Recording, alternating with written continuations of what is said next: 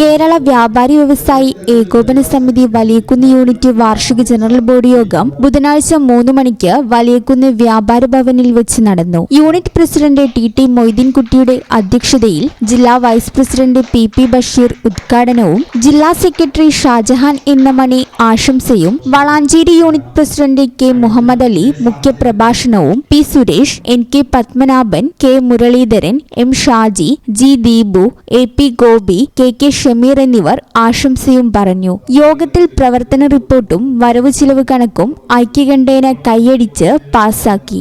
CA, SSLC, +2, USS എന്നീ പരീക്ഷകളിൽ ഉന്നത വിജയം നേടിയ വിദ്യാർത്ഥികളെ അനുമോദിച്ചു. ഈ ചാനൽ ന്യൂസ് വളാഞ്ചേരി.